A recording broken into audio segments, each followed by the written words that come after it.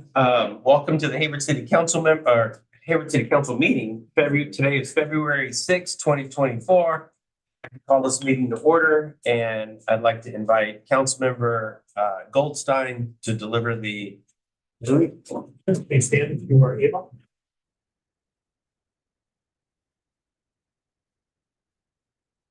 Pledge allegiance to the flag of the United States of America and to the republic for which it stands, one nation, under God, indivisible, with liberty and justice for all. Thank you.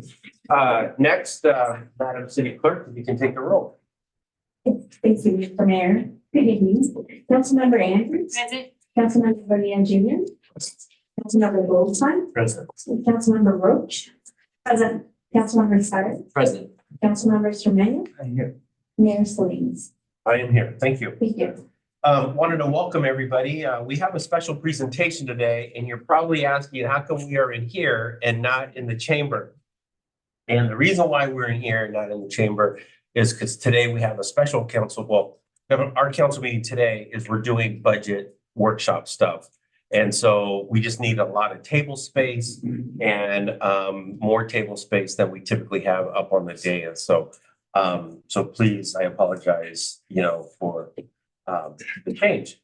So with that said, I would like to start off by acknowledging and welcoming some folks today. Today we are going to be delivering a proclamation for Black History Month.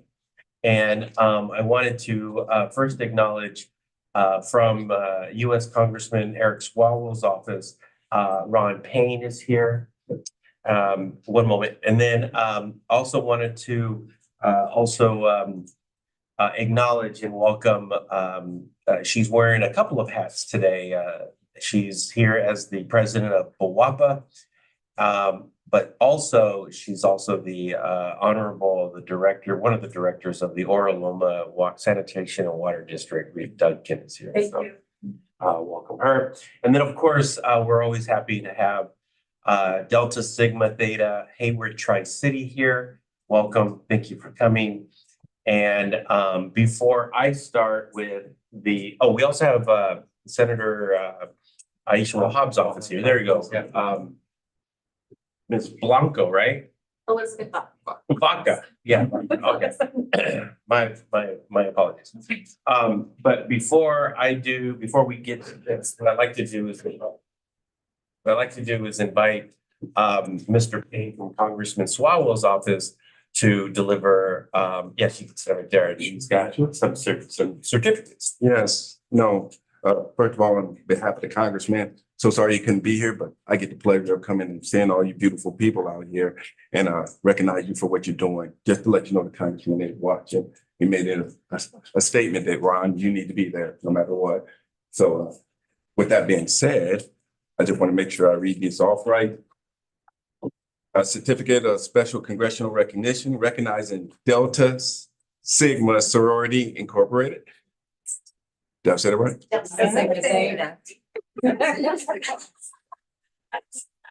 It's staff, not the country. Staff.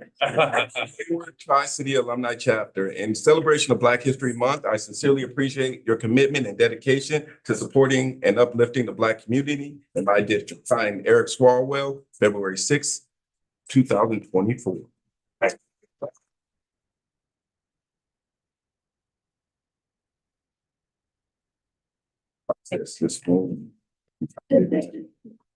Yes. Certificate of Special Congressional Recognition recognizing NAACP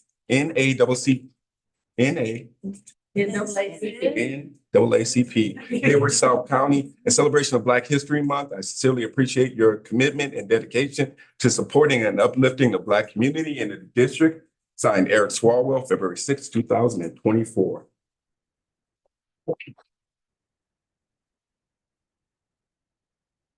And last but not least, Okay. Certificate of Special Congressional Recognition recognizing Black Women Organization for Political Action in celebration of Black History Month. I sincerely appreciate your commitment and dedication to supporting, uplifting the Black community in my district. Signed, Eric Swalwell, U.S. Congressman, February 6, 2024.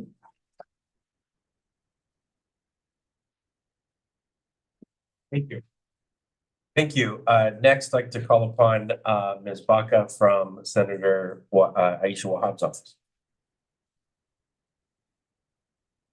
Hello, thank you. We also have a couple of certificates to hand out today. I just want to say thank you for having Senator Wahhab's office here today. She recognizes all the work that your organizations do for the community. So we are excited to present in honor of Black History Month. The office of Senator Aisha Wahhab recognizes Delta Sigma Theta Sorority Incorporated for your efforts in supporting and uplifting the communities in District 10. Thank you.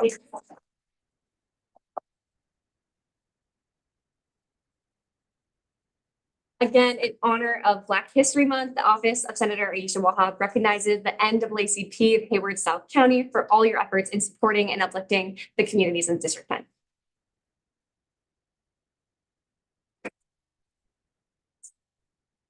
And in honor of Black History Month, the Office of Senator Aisha Wahhab recognizes all your efforts in supporting and uplifting the community for the Black Women's Organized for Political Action, excuse me.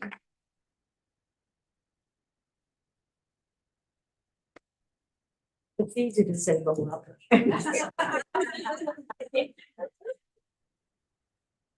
Okay, and I want to make sure is Assemblymember Liz Ortega's office here. I just want to make sure I don't miss anything. Okay, all right. Next is the city of Hayward, making sure we're not missing anybody. Good. First, we do have our proclamation here, and Councilmember Andrews is holding one, and I'm going to ask Councilmember Bonilla to hold another one. And well, actually, I have a copy of it. So Councilmember Rhodes, if you'd like to hold, I have one here. And what I'll do is I'll read the whole thing. So the City of Hayward proclamation. Whereas the importance of Black history in our nation's history was first honored with a week-long celebration starting in 1926 and expanded into a month-long celebration as Black History Month during the nation's bicentennial in 1976. And whereas Black History Month celebrates the achievements, culture, and resilience of Black people in America and pays tribute to the critical role of African Americans in United States history. And whereas it is estimated that 47.9 million Black people live in the United States, including a diversity of North America, Africa, Caribbean, South American, and other cultural groups which benefit from African American social justice movements. And whereas the theme for Black History Month 2024 focuses on African Americans and the arts, in which we examine the varied history of life in African American arts and artisans. This theme is infused with African, Caribbean, and Black American lived experiences in the fields of visual and performing arts, literature, fashion, folklore, language, film, music, architecture, culinary, and other forms of cultural expression. The African American influence has been paramount. African American artists have used art to preserve history and community memory, as well as for empowerment. Artistic and cultural movements such as the New Negro, Black arts, Black Renaissance, hip hop, Afrofuturism have been led by people of African descent and set the standard for popular trends around the world. And whereas the city of Hayward is committed to centering racial equity in our processes and projects to better serve the needs of Black and other marginalized communities.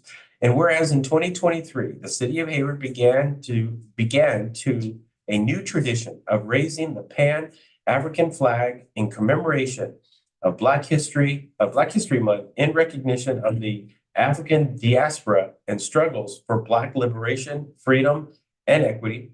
And whereas the city of Hayward is recognizing Black History Month with a series of events at both branches of the Hayward Public Library throughout the month, including displays of books and library materials for all ages, a scavenger hunt for teens and young children, a special quilt art display in the second floor art gallery, an artist panel discussion regarding the aforementioned display, a mini quilting workshop, a family fun art program led by an African-American children's book author and illustrator, and many more.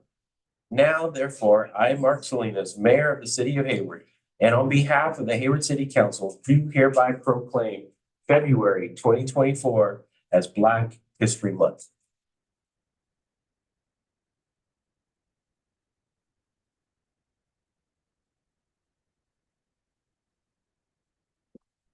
So, since we are in a new room, in a different room, and I know we usually take a picture. So what I'd like for us all to do, if we can all sort of stand against the wall here, here, and then the city clerk can stand here and take the picture here.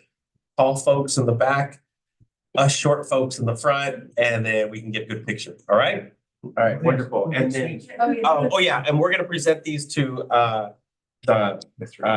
Director Rita Duncan, the president of Gamma Sigma Theta, Delta, did I think Gamma? Delta Sigma Theta of Hayward Tri-City, and the NAACP, Hayward, South Alameda County. And I saw Todd Digger.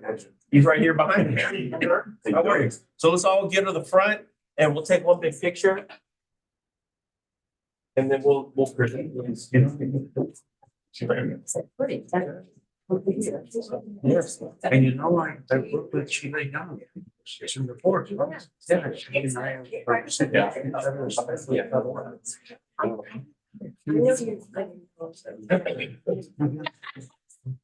Okay, where's I'll give you yours. Okay. Oh, thank you. And I wanna appreciate your.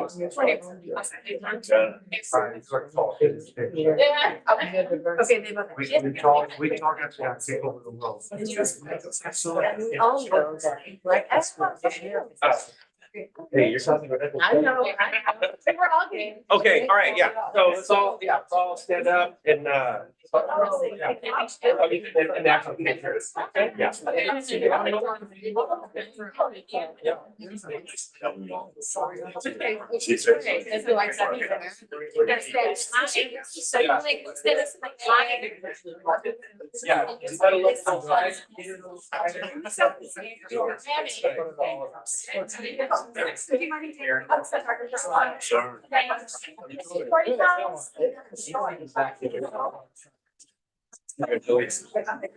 I could have you a little bit. You're not gonna be at the scene. One, two, three.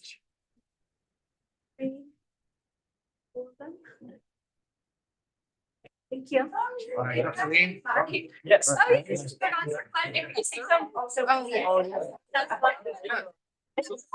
did you want to have that one? That's okay. You're welcome. One more. And there's- No, it'd be Yeah, on. I do not. It is off the side. Seven.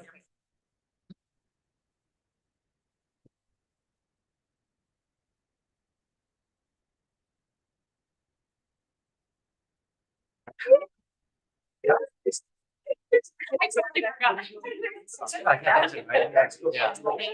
He has something he wants to. Yes.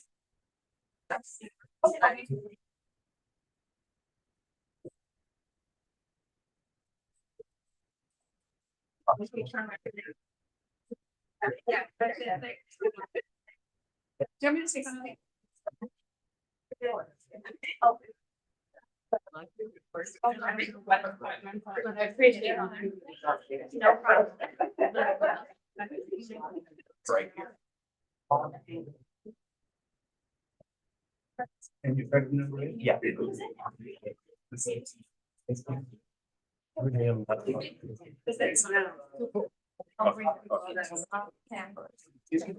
Okay, can I have the president of Beta Sigma Delta? Oh my gosh, Delta Sig, and I am, as you know, I was not in a fraternity in college, but anyway, Delta Sigma Theta Hayward Tri-City chapter, Ms. April Lampkin. Hopefully I got that right. Yeah. Ms. Lampkin, go ahead. Yeah. Okay, great. Good evening, and thank you so much for this honor. My name is April B. Lampkin, and I'm the president of the Hayward Tri-City Alumni Chapter of Delta Sigma Theta Sorority Incorporated. And on behalf of our members of our chapter, it is an honor to accept this Black History Month proclamation. I'd like to recognize the members of our chapter that are in the meeting today. We have our secretary, we have our vice president. She's taking over. Oh, she's taking pictures of our vice president. We have our immediate past president, and we have some members of our leadership, our financial secretary, and we have some other sorors that are here. And then we're also receiving a proclamation. I mean, not to so y'all know that in Fremont, they were also going to be recognizing us as well, but we're here, so some others are there. And so, while this is not a Grammy, I'd like to thank you, Kevin. I really appreciate the opportunity to come before you today and let this alone. So I'd like to also acknowledge and say congratulations to the NAACP, Hayward South County, and Black Women Organized for Political Action, also known as BWOPA. Congratulations, we share this honor with you today. Black History Month honors and celebrates the rich history and culture of African-American people and our contributions to creating spaces of acceptance, progress, and belonging across the world today. So we are inspired to dream like Martin. Okay, to lead like Harriet, right? Okay, y'all know some black history. To fight like Malcolm. Yes. Okay, to think like Marcus Garvey. All right. To write like Maya. Angelou. Okay. To build like Madam C.J. Walker. Okay. To speak like Frederick. Douglass. Okay, y'all been going to school, all right. So Delta Sigma Theta Sorority Incorporated, if you've done any study on us, if you Google us today, you will find that we were founded on January 13th, 1913 by 22 collegiate women at Howard University to promote academic excellence and provide assistance to those in need. The founders of our sorority envisioned an organization committed to sisterhood, scholarship, service, and social action by addressing the social issues of the time. Since its founding, Delta Sigma Theta has become one of the leading service-based sororities with more than 300,000 initiated members and over 1,000 chartered chapters worldwide. As a sisterhood comprised of primarily Black college-educated women, the sorority seriously considers the issues impacting our Black community and boldly confronts the challenges of African Americans and hence all Americans. Our chapter was chartered on March the 2nd, 1990, your birthday coming up, by 20 visionary Deltas to serve the needs of cities in the Southern Alameda County of the Bay Area in Northern California. And since that time, the chapter has built a legacy of service within our service area by promoting academic excellence and scholarship, encouraging social action and political involvement, and providing quality programs and services to meet community needs and concerns. We serve the Hayward Tri-City being Fremont, Newark, Union City, and Southern Alameda County communities for almost 34 years. Social action is the vehicle through which the sorority establishes a position on emerging public issues, determines the actions to be taken, and directs the actions of its members, chapters, and representative bodies. While striving to address our legislative priorities, our region is in support of crucial issues such as healthy food access, disparities, reparations, and reproductive health. Legislative priorities include voting and civic engagement, economic justice, education, environmental justice, health equity, reimagining public safety, and reproductive justice again. Our political awareness and involvement, social action, we have programs that sponsor voter registration and voter education programs, combating voter suppression, addressing affordable health care and access to quality health care, and gender equality, just to name a few. We've been busy.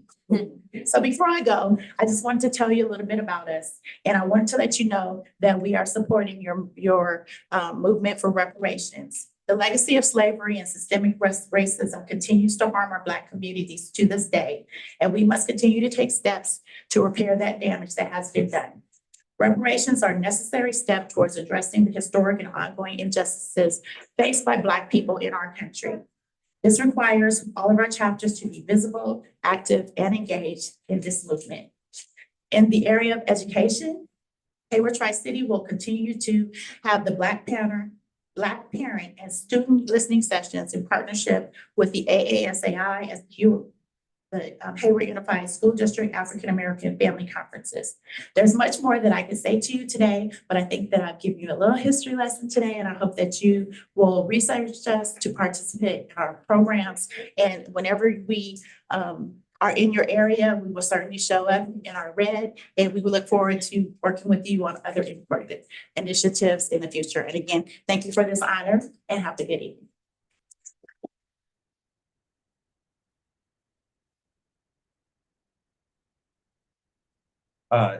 Director Duncan, would you like to say a word?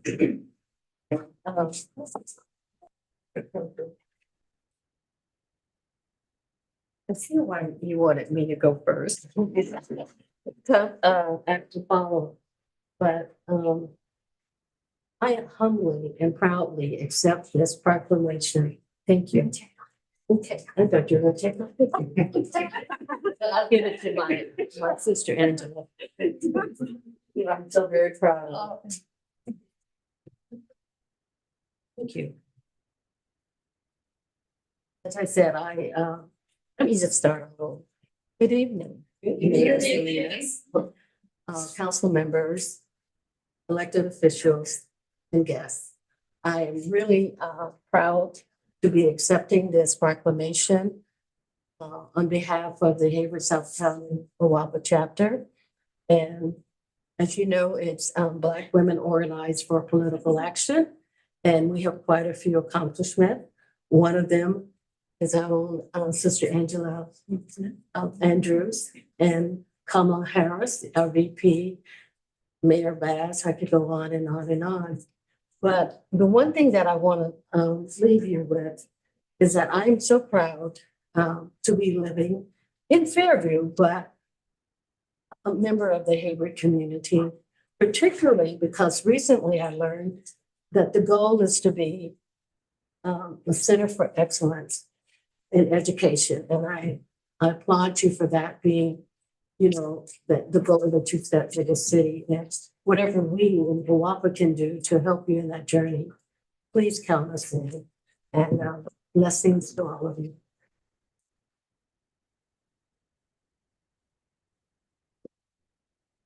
But I want to let you know that Angela Andrews is a member. No.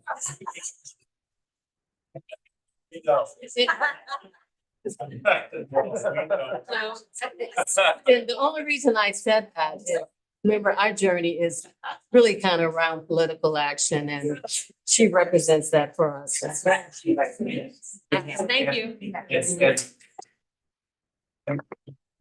Well, and before somebody from NAACP comes up, I have to say,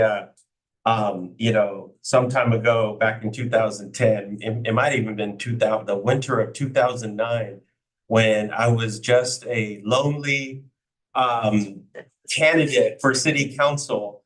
The first group to officially endorse me was BWAPA. Yeah. And Lillian, God bless her. Yeah. Sorely missed, but God bless Lillian. And so. Thank you for remembering that. Yeah, absolutely. NAACP, I think, Mr. Davis. Good evening. Good evening. Didn't have any words from here because we've been here for so long, you consider them really family. NAACP has a long story history that I won't go into. Reason why we came wasn't simply to accept the proclamation, because you can give them out and we can accept them, and that's not what we're here for, awards and shows. What we're here for is to reaffirm the testament of our dedication to contribute to the quality of the city. we brought our youth and college president because we know that it's really succession that is going to build upon these proclamations. Not how many proclamations we get, but the people we put, similar to Councilman Andrews and Roach, Councilman Stein, the people that we put in positions actually make change. Part of the reason why the youth and college wanted to come, though, is because I don't know if you guys know whose birthday it was yesterday. The unsung civil rights activist who really started Black Lives Matter before anyone ever knew. No one? Trayvon Martin. Someone who really didn't even get to see his full potential because he was struck down at 17.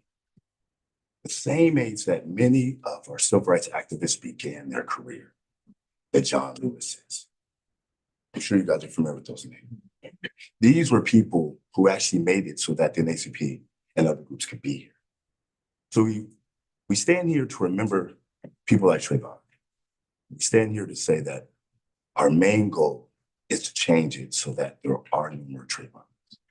And we hope that we can walk hand in hand with not just the city of Hayward, not just with the council, but the entire community, along with groups such as, did you say Gamma or is it Delta? Dave, that's what you said.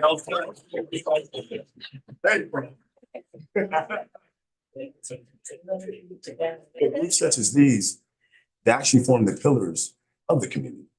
It was the fraternities that stepped into place when Black Panthers moved out to fill in the gaps for people who didn't have families and didn't have these structures. Groups like the WAPA that helped push candidates when other organizations moved so that we could stand here today. We appreciate that. The Hayward Youth and College, come up here. He's our Youth and College president. I know he wants to say a couple words. He allows me to speak, but the Youth and College in the Hayward NAACP of Doe Branch.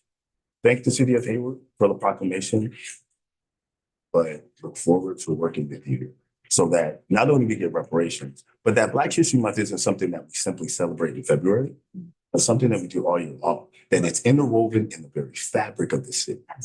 With that being said,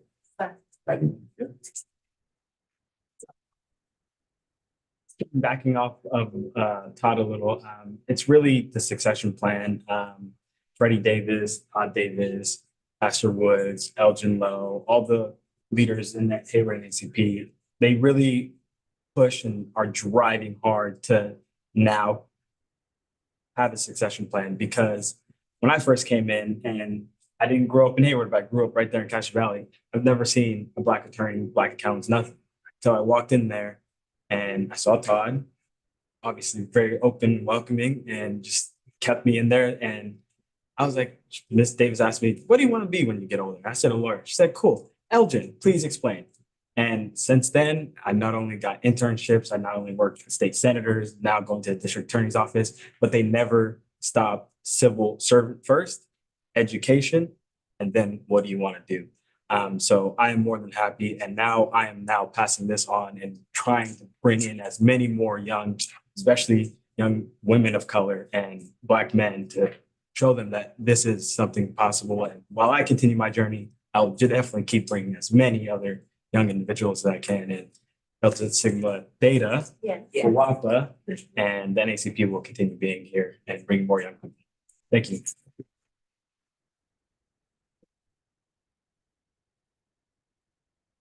We didn't get as much time, but I will close with saying, let's never forget that Black history is American history. Yeah. And I know Councilmember Bonilla had asked to make a comment. Oh, I thought you had a, oh, okay. I thought you had said, okay. I was just asking if the leaders of the organizations were gonna make a comment. Oh, okay, okay. My apologies. My apologies. Well, on behalf of the council, I just, again, I wanted to say thank you and congratulations. You know, this is multi-generational work, right? And so we're able to continue this, we're able to do this because it's nice to see that every generation represented here. We know that every generation will be held accountable for making sure that we do not forget these kinds of cultural traditions, these kinds of cultural events that are so important that we need in order to continue our community's heritage and history. So thank you very much and have a good evening. Thank you.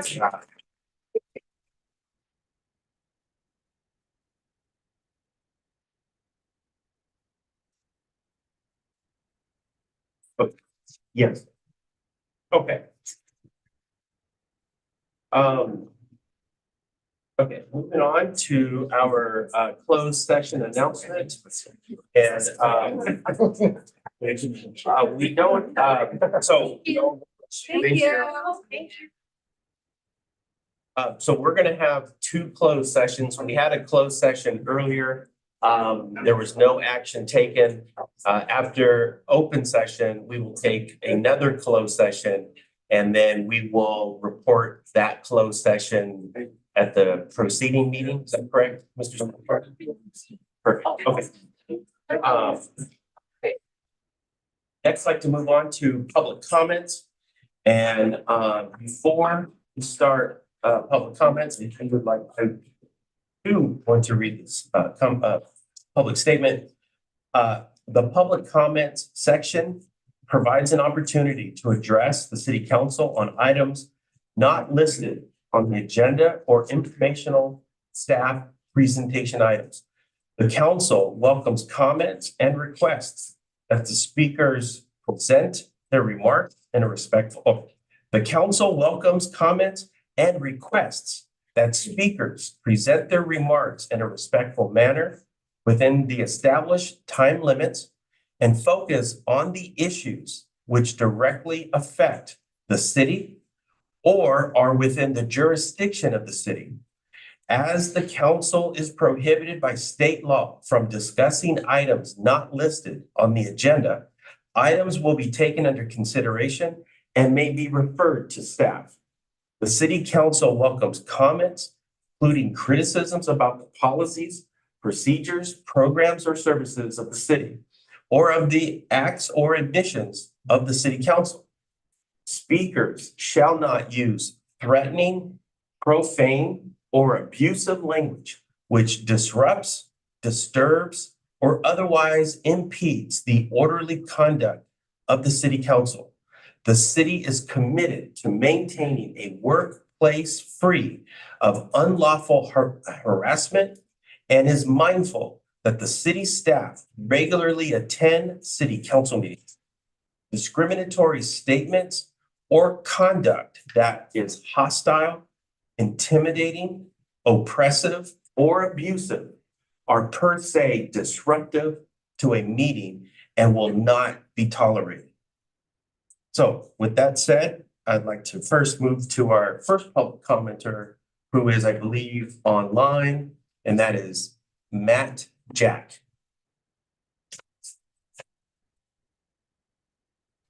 Hello. I have how much time? 3 minutes? Okay, that should be. So good evening. My name is Matan, and first of all, let me say I'm honored to speak here today in presence of our distinguished guests, some of whom I believe are still in the room. And I think my comment is especially important in light of Black History Month that we're celebrating today, because I feel there's a new form of bigotry building up in Hayward, and in particular, this city council. And I'd like to speak on the decision the council has made a couple of weeks ago, I believe it was January 23rd, to divest from companies investing in Israel, outside from the city's investment policy. This decision was made by blindly adopting a list of companies curated by the BDS with the alleged goal of lessening the violence. But what happened at the city hall, at the chambers that day, was really a kangaroo court against Israel. It felt a lot like bigotry, since some of these companies really have zero stake in the war. Intel makes semiconductors, and you still decided to divest away from them because of their investment in Israel. I would like to ask the city council to follow that moral compass of lessening the violence and divest from Toyota Motor Company. And that's a company whose vehicles serve every major terrorist organization worldwide, including Hamas and ISIS, and also Iran to some extent. So as far as evidence goes, on October 7th, dozens of Toyota Hilux pickup trucks were used by Hamas to infiltrate Israel, murder civilians, kidnap civilians, bodies included, etc. And additional vehicles such as these were found in multiple places around Gaza in mint condition, full of munitions, explosives, ready for action. So I really urge you to make a resolution to divest. I believe there's about $1.3 million in city funds invested in Toyota Motor Company, and ask Toyota to launch an investigation on how its vehicles somehow end up in terrorist hands. And again, this is less than 1% of the city's portfolio, and I believe this is the least the council can do to fight terrorism and to show there's no discrimination based on national origin. I still have time, so maybe I'll wrap up with a quote from MLK's letter to his anti-Zionist friend. So basically, anti-Zionist is inherently anti-Semitic and ever will be so. And I think that's all I have to say. I really want you to follow that moral compass, lessening violence, and make that resolution work both ways and not just against one country. Thank you. Thank you. Our next public speaker is Joe Ramos.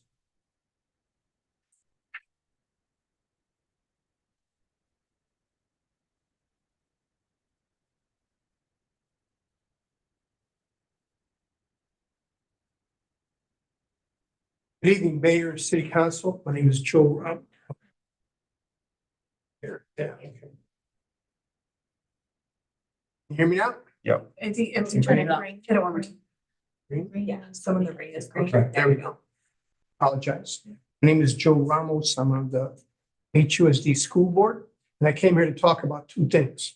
Right now, the gentleman before me, he kind of opened it up, so I'm not going to focus too much on that. But the main point I wanted to talk about was a couple of weeks ago, you had several, probably about 50 or 60 people in the audience, and basically you succumb and you let them take control. This person before made a good point.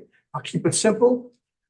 I suggest that you reinvest that money and that you maybe can enact a new resolution, an anti-Semitic resolution. Because as he said, there is a lot of bigotry. You see, some cities around here, a lot of people are moving out because people are going against people who are Jewish. That's the one point. I won't belittle it anymore, but I think you made the wrong call. As a matter of fact, your city manager tried to suggest that you would table it and continue it, but for whatever reason, you didn't listen to that person and you went on with it. So that's that point. I got a little bit on the two. My next point, the main point, how many of you have heard of woke kindergarten? Have you heard that? Raise your hands. You haven't heard of it. You should Google it. It's the latest thing that's happening. It's started in Hayward, and the mayor says that he wants this to be an education city, but this happened before I got on the board. And I'll make a long story short, I just found out about it a little bit after Christmas. And so right now, Hayward's becoming the laughing stock of the country and the world. If you Google this, you'll find out that the Hayward School Board knew about it, and my compatriots, they voted for it. I didn't vote for it. I was like, how did this get past me? I found out it happened before I got there. So what's happening right now is a lot of turmoil. Why? Because somebody wanted to approve something that was not good for Hayward. And who did that? Well, it's going to come out. This happened at Glassbrook School. Anybody know where Glassbrook School is? Well, that school is like predominantly Latino, and they had this program. I brought some notes, but I don't see the overhead. Basically, the people who were contracted by the district, they're out and out socialists, and they had this program that was focusing on 5-year-olds. What does a 5-year-old need to learn about socialism? And so the city wasted $250,000.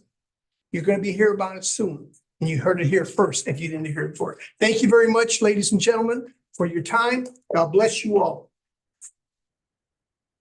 Thank you. Moving on to close public comments, and next do we have city manager's report. Good evening, Mayor and Council. Can you hear me? Yes.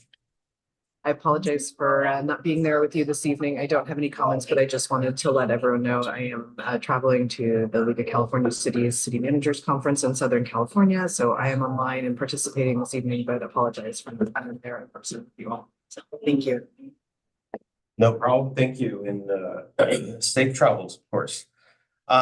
Next, I'd like to move on to our action items, to our consent calendar, and I believe Councilmember Cyrus had asked to pull one item and Yeah. go ahead. Thank you, Mayor.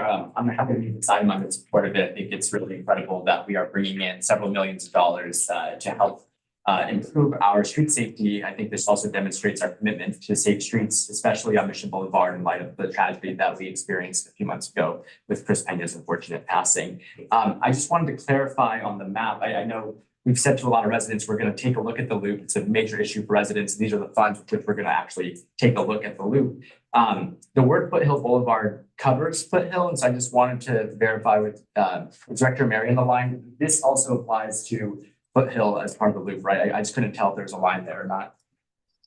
Correct. It does apply to Foothill as well. It's part of the downtown improvements. Understood. Okay. That point of clarification, I'd like to move the item. Thank you.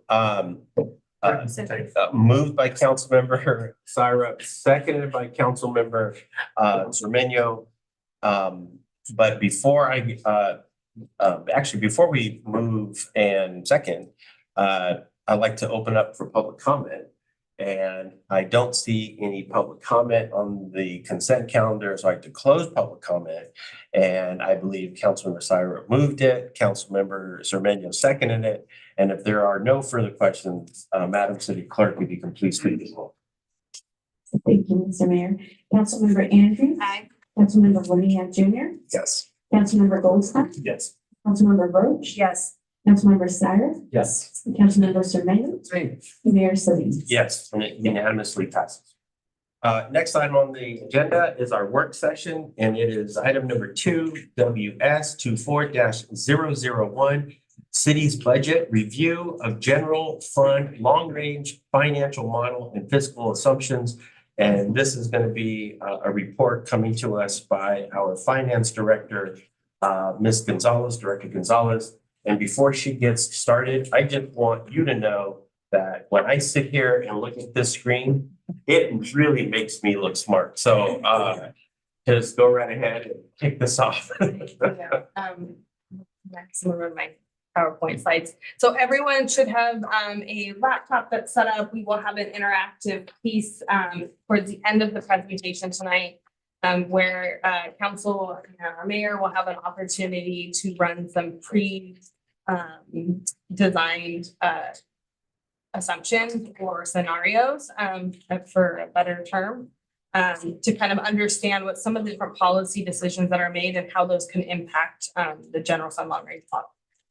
So thank you, Mayor, City Council, Nicole Gonzalez, Director of Finance. Tonight I'm here to present the work session on our general fund long range financial model. Next slide. So just wanted to give a kind of a brief history of the city's model. That is what I will be referring it to throughout the presentation, because the general fund long range financial model is a very long way of getting to our point. So when I'm referring to model, that's what we're referring to tonight. And so back in 2017, the city of Hayward engaged with Management Partners, who is now Baker Tilly. Baker Tilly was acquired Management Partners in October of 2022. But we did work with Management Partners to design a really dynamic, robust financial model for us so that we could model fiscal impacts for several years beyond 10 years. In October 2017, the council had a workshop on fiscal sustainability, which offered both strategies and options to close the projected gap that we were seeing in out years. And some of those options included both revenue generation strategies, cost shifting, expenditures and controls, and also some changes in service levels. And in 2023, we again approached Management Partners again, who is now Baker Tilly, working with the same developers that we worked with in 2017. and worked with them to really refine the model, take a look at our assumptions for both revenue and expenditures, and to ensure that it was in line with what we were seeing both historically, currently, and projections into the future. And so we did a little bit of structure changes to it and to really refine some of those assumptions, which we'll talk about today throughout the presentation. And then we are here today, here at our work session, to kind of go through, give an overview of what the budget model is, how we use it, and then have an opportunity to interact with the model itself. Next slide. So again, what is the model and how do we use it? The model is a dynamic and interactive tool that provides staff with the ability to forecast both revenue and expenditures. And again, based on historical trends that we have seen, what we're currently seeing in the market, and what we predict to see in the future. We are able to run hypothetical scenarios. Again, like we did in 2017, there were several different types of strategies and options that we provided to council, some of which we explored and ultimately moved forward with. One of them was Measure T, which was the increase in the real property transfer tax, which was approved by voters in November of 2018. Another revenue generation option that was explored and ultimately implemented was Measure NN, which is the transit occupancy tax, or the TOT, also known as hotel tax. We put that on the ballot and it was approved by Hayward voters in November of 2022. That particular ballot allowed for an increase in the tax from 8.5% up to 14% at council's discretion. As of right now, it is currently at 8.5%, and we'll talk a little bit about that as we go through the model. Next slide. So just wanted to give kind of a high level overview of the general fund long range forecast. Next slide. I just wanted to kind of remind us of where we are currently with the fiscal year 2024 adopted budget. Wanted to provide a picture of what our revenue sources look like. I think you can see here the revenue, our top 5 revenue sources are property tax, sales tax, utility user tax. You'll also hear us refer to it as UT. And then real property transfer tax and permits and fees. And that equates to about 82% of our revenue. And so this is our top 5.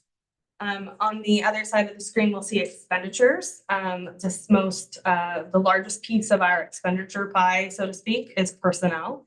That is consistent with what we see in organizations like cities, who are service-based organizations that provide services to members. And so our most expensive cost is related to the cost of people.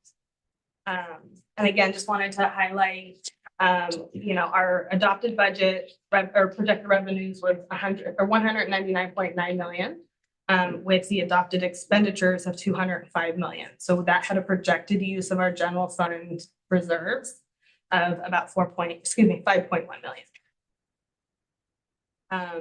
And so again, kind of shifting back to the expenditures, and we'll talk again a little bit more about this as we explore the model, but just kind of wanting to highlight that in our expenditure categories, we really have kind of fixed costs. And a lot of those fixed costs are related to personnel, our obligations to pay down our debt service payments for those type of obligations, and then utilities and maintenance. Those are fairly fixed costs, and that represents about 80% of the budget, so 163.1 million.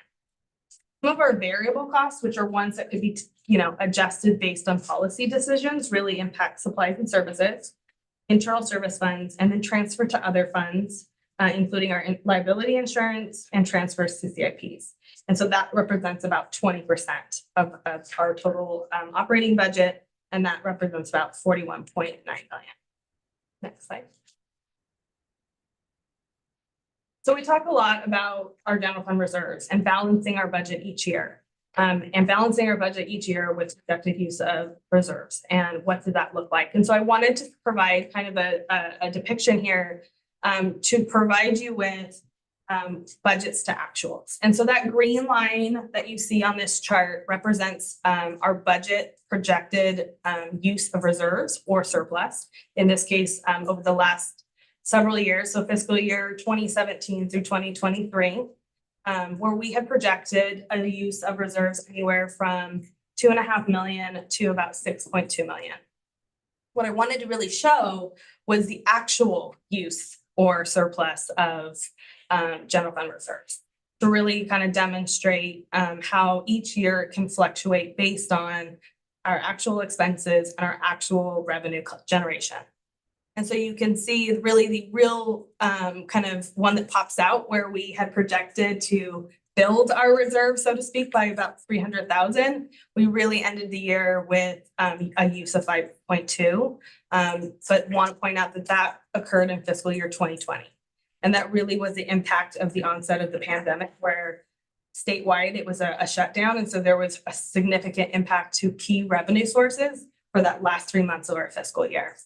So again, just wanting to kind of demonstrate where we have projected each year during the budget adoption process and where we end the year with our actual revenue and our actual expenditures.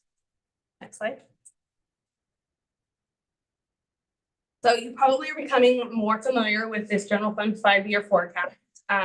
We often will provide this update to council at various times throughout the year. We absolutely provide it during the annual budget process, as well as at the mid-year process, but we also bring this back at various times throughout the year to council. And I guess what I would like to highlight here is really, understanding our revenue forecasts and our expenditure forecast. We do have a base for our adopted budget fiscal year 2024. So again, we're working off of what was adopted in June of 2023. We do look to have to balance our budget each year with the use of general fund reserves. And really our general fund reserves could be thought of as like your savings account, right? So you're dipping in your savings account to make your monthly payment, so to speak.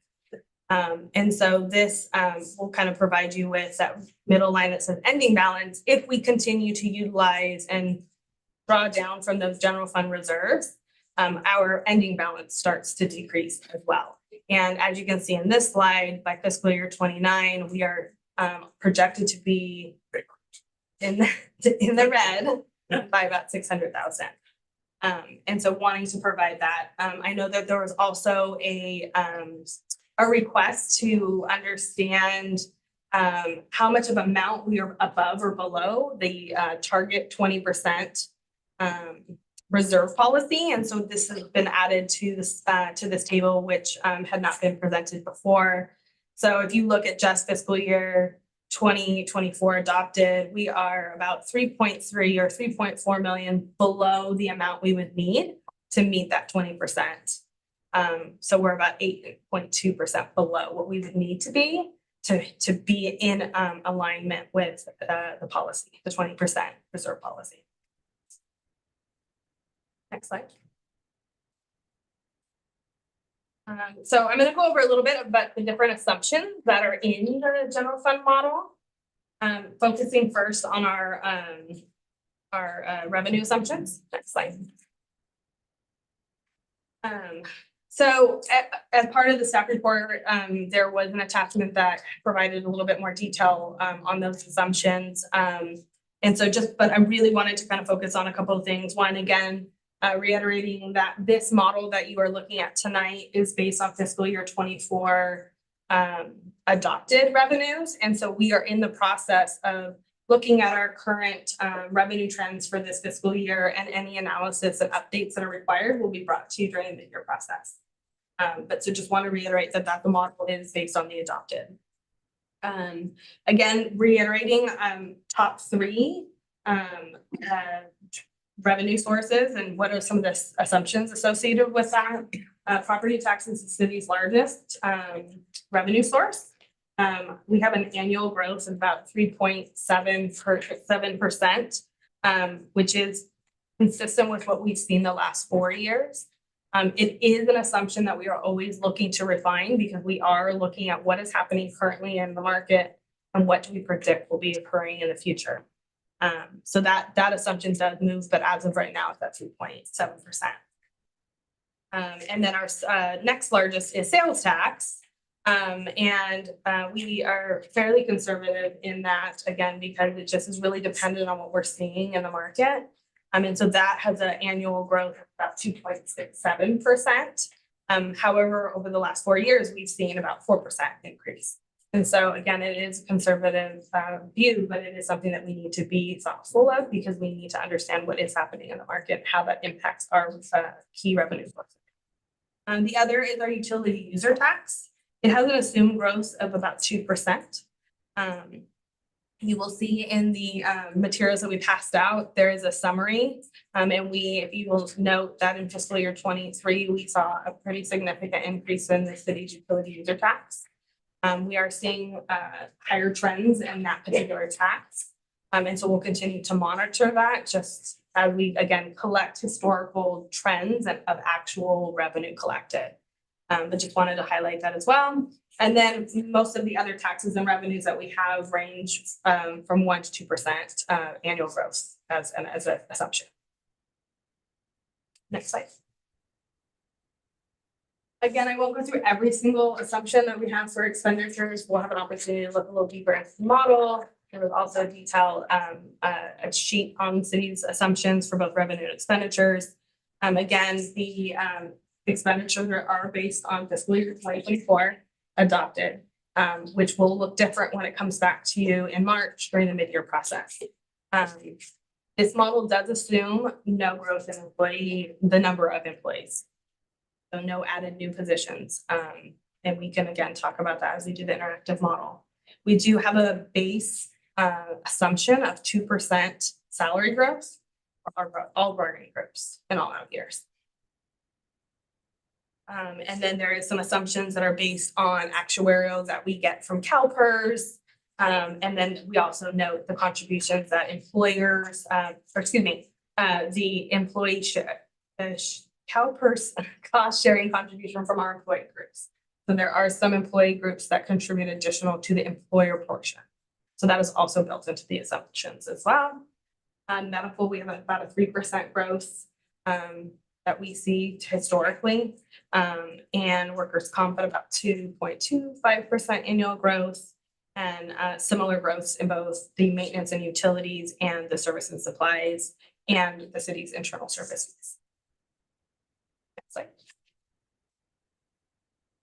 So we will be getting into the interactive model piece that I had been referring to, where we'll be able to run some scenarios to really understand the impact that some of the policy decisions could have on the model today and how it impacts into the future, into the out years. And so each of you have the model on your laptops, and I have really great staff here to help. So I have our Deputy Finance Director, Christina Crosby, who will be here to assist. Nick Mullins, who's a management analyst, who will also be here to assist, and Francesca Hatfield, who will also be able to assist as we walk around and we can look at running those scenarios. So if you can go to the next slide, we have about 5 scenarios that are preloaded into the model. The first is to look at what an increase on the TOT will look like at 12%, which is about $1 million annually. 14% would be about 1.5 million annually. We also have a predetermined scenario if there was a 5% reduction in variable expenses. And again, just reminding you, what are those variable costs? Those are supplies and services, internal service fees, and transfers to other funds to support projects. And that could potentially impact the model by a decrease of 2.1 million each year in the model. We also have the cost allocation plan, which the city is currently undertaking. We are working with a consultant to update that. So that will be coming to council for review and consideration in the next couple of months. If we do implement that update, that could add an additional $1 million in transfers from other funds to the general fund. And then we also built in a 1% COLA increase for all bargaining groups and what that would look like. And that's approximately $1 million annually. And again, that is these are costs just for the general fund. Next slide. So before we have an opportunity to kind of run these scenarios, I wanted to give you an opportunity to ask any questions, have discussion.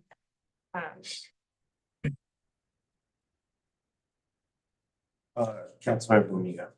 Thank you. Thank you so much for this presentation. It's very informative.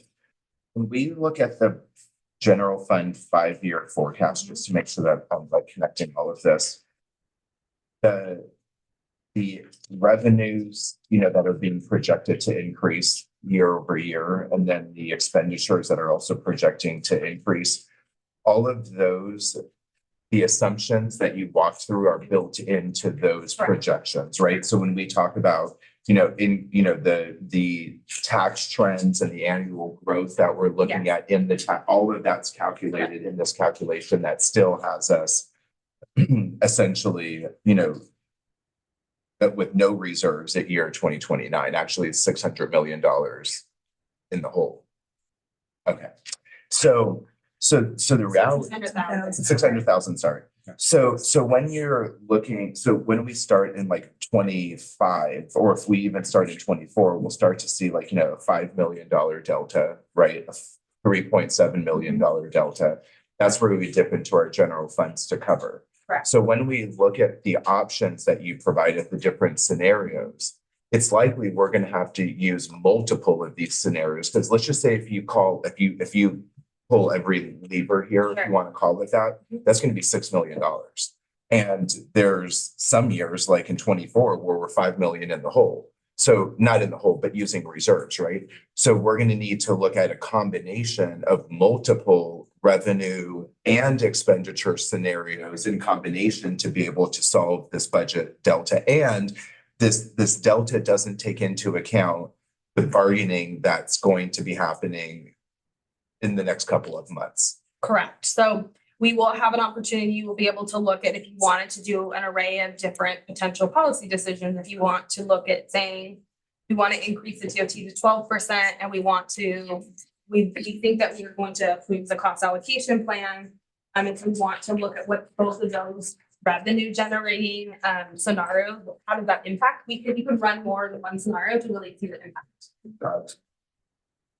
All right, that just provides a lot of great context going into this modeling discussion. And then the last question that I have is, in the staff report, it had mentioned something about, reviewing a 10-year model. So I think there could have been some expectations from some members of the community that they would have seen this 5-year forecast over a 10-year period. Yeah. Any comment to that? Yeah, I think, this was a really complex model and we've been working very diligently to make sure what we provide to you is the most accurate. And so typically what will be provided in the future when we bring any different updates related to the budget will be this summary sheet, which will have both historical as well as like a 10-year. So it will be much more comprehensive. And so these will be included like at mid-year, this will be an exhibit in mid-year with the annual budget process along with the 5 years. So we'll have both.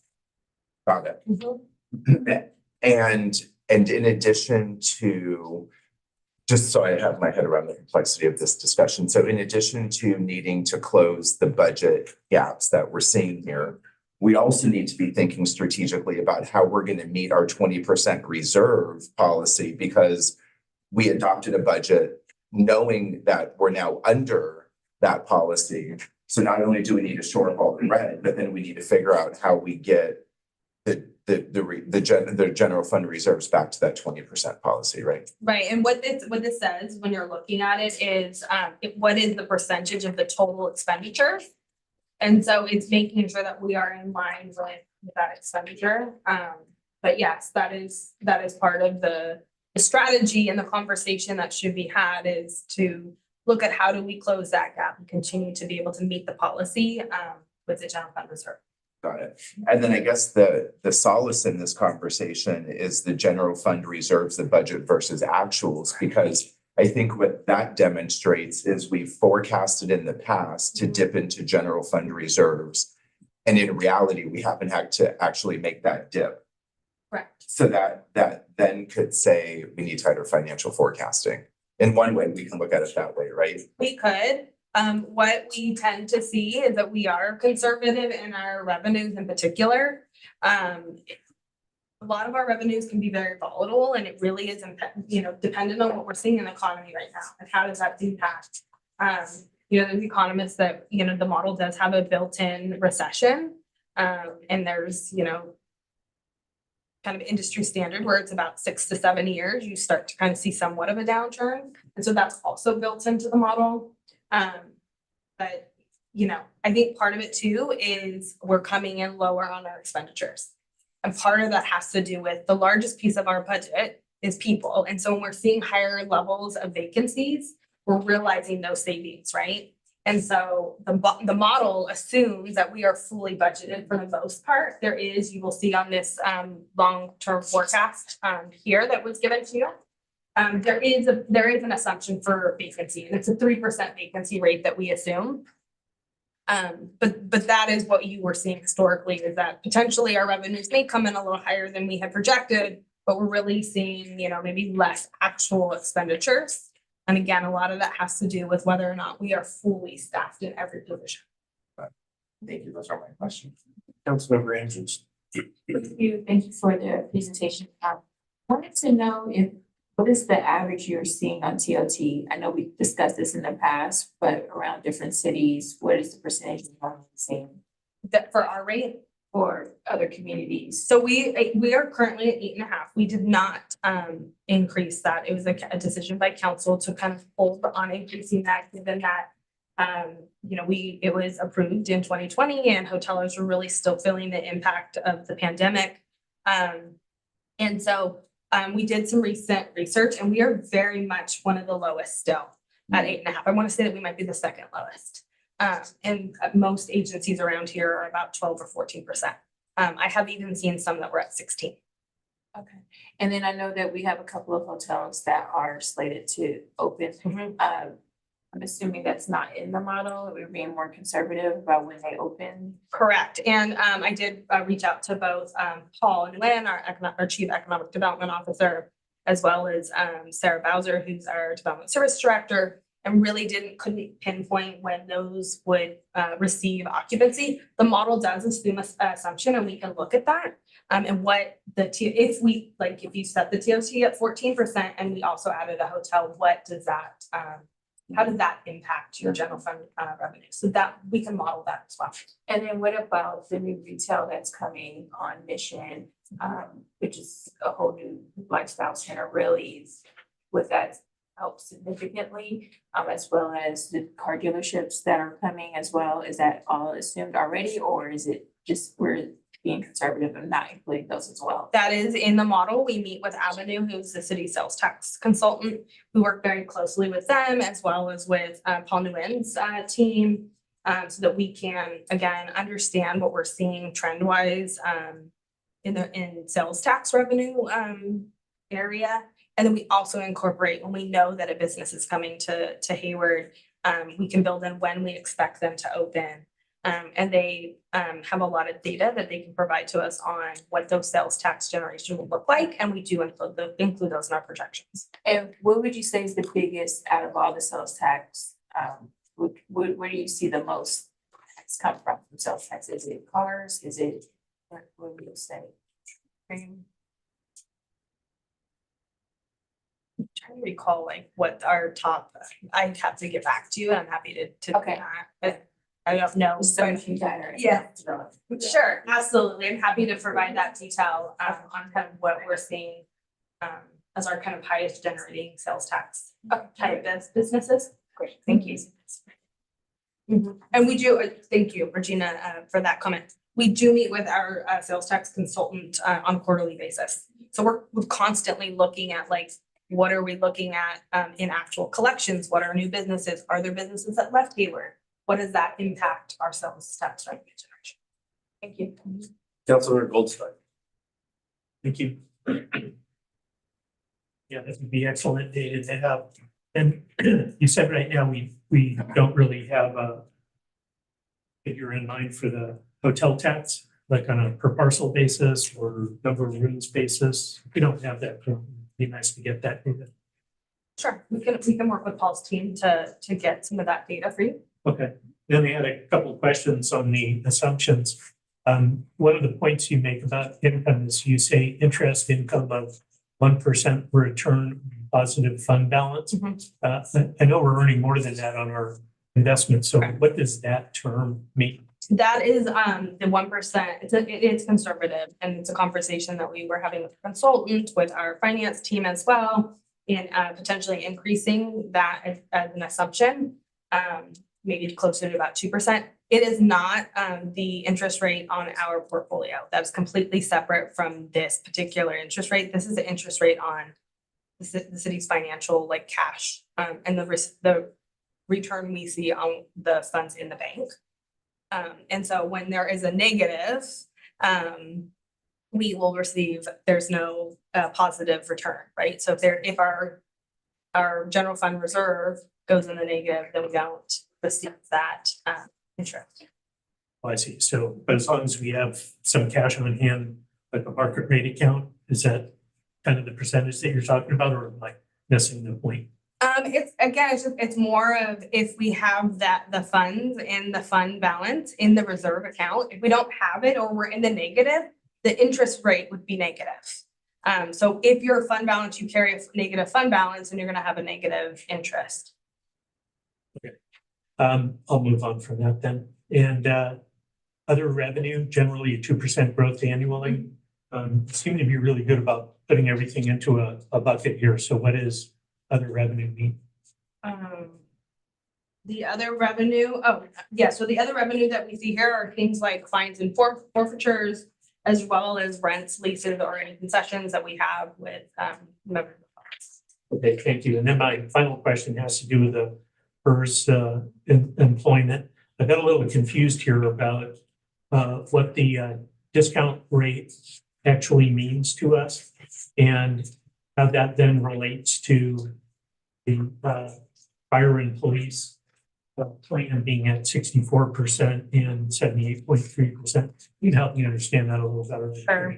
So the discount rate is the higher the discount rate to the city, the lower our bill. So the lower the discount rate to the city, which is based on the return that we see in the investments in CalPERS, the higher the contributions are from the city.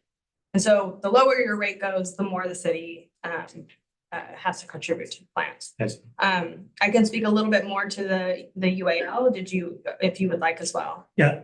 Okay. So I just wanted to clarify on that. So the 36% for the UAL, actually, it's a combination of both our normal cost and our unfunded accrued liability, or the UAL. So the portion of the UAL is 25.5%, and that's for the miscellaneous plan. And that equates to about 11.6 million on everyone in the miscellaneous plan. The amount that is impactful to the general fund is 6.8 million. I see. So the 36 is actually a combination of two different types of rates. I got you. Okay, all right. That makes sense. And then the what does that mean that the fire plan? Sorry for me to read the small print. Fire plan's at 64% and the police plan at 78.3%.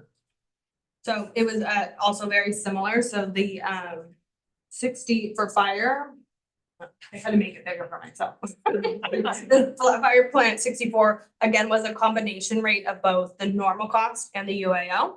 And so the fire UAL was 42.8%, and that is about 7.6 million impacting to the general fund. And then, go ahead. I think that maybe one quick thing. So another way to look at it would be for every dollar that we pay in salary for fire, we pay 64 cents into CalPERS. So if we're paying $100 in salary, we're paying $64 in a CalPERS rate for those employees, or 38 point. Don't want to mix it up here. So $78.3 or $36.4. That's the city's contribution, not the employee contribution. Correct. Okay. All right. Okay. Thank you. Councilmember Roach. Thank you. So what do the assumptions do for these, this last year, we bought a movie theater, we get, there was the St. Rose expenses, unexpected salary raises, mudslide expenses, a new police chief, and also unexpected expenses for the outgoing police chief. What does that do to our model? Because, bear with me, $8 million for the movie theater, and we could be at least not negative, you know, with that $8 million in projection. So how does that all fit in? Yeah, what I would say about the 8.6 million is that on our balance sheet will also show a loan receivable that it will be paid back. So it's not necessarily a true expense in that way. We will show it as a loan. And so that will be built into the model, which will come to you in March when we bring the mid-year update. Obviously that amount isn't built in, it's part of the adopted budget, and so we will bring that to you. But what I will say particularly about that is that there is an offsetting expected revenue because it is a loan. Okay, and so does that zero it out, or do we project what the payback will be over time? I believe we'll project it almost out as a recurring payment back to the general fund. Okay, and what about the other, you know, when we do referrals, when we add, you know, like again, the mud slides, like how does the budget contemplate that? So those are, again, all of those types of ads that occur between, I would say, July and, you know, January or February. Those are all incorporated in the model once we bring it to you at mid-year. And then some of those are one-time expenses. If they're not and they're ongoing, we build those into the model so that we capture that it's not a one-time, that this is a recurring expense that we're gonna see. So that we can more accurately project out into the future years. If we continue to allow this as an ongoing expense, how does it impact the general fund and, you know, the amount of money that we potentially need to balance the budget? You know, one thing that I would find really helpful is when we're making some of these bigger decisions like that, like the $8 million, is having even sort of a quick modeling to say, if we do this, this is where we're gonna be upside down for how long. Because I feel like, and I don't know if other people feel this, that especially when we're doing bargaining, when we're making bigger decisions like this, each one feels like an island. And I don't have a grasp yet, and I know that's partly why we're doing this, that the impact of when we give, you know, a bargaining unit a certain increase, because it sounds great, because we're worried about recruitment and retention, how does each one come together? Because each one feels so isolated right now. And the budget only projects a 2% increase, and we've gone way beyond that now with everyone. And so how do we build that into the model when we know it's always gonna be above 2%? How do we build that in knowing, I know there's political reasons, or, you know, there's reasons why we make certain decisions on projections, and also just, you know, just being conservative and what the reality is. But how do we do this so that we really know that if we're gonna make this decision, we're like way upside down now? Because the model doesn't even contemplate 5%, 10%, whatever, you know, these unexpected raises might be. Right. And, you know, I think it's something that we can continue to refine how we bring it to council. It is obviously something that we provide to council during those types of negotiations to understand impacts. The model, assuming a 2%, is very common in industry. It's an industry assumption. And so going beyond that, it will make the projection look even better. Yeah, right. And I don't Which makes it hard to project. Right, and I don't know that it is realistic to try and plug in when we haven't had those negotiations, right? We don't know what those are gonna come out of some of those negotiations. And so I don't think it would be reasonable to put in assumptions that we don't know. And so using a reasonable 2% assumption is something that we have historically seen, we have used, because it's difficult to understand where we will land with some of the different groups.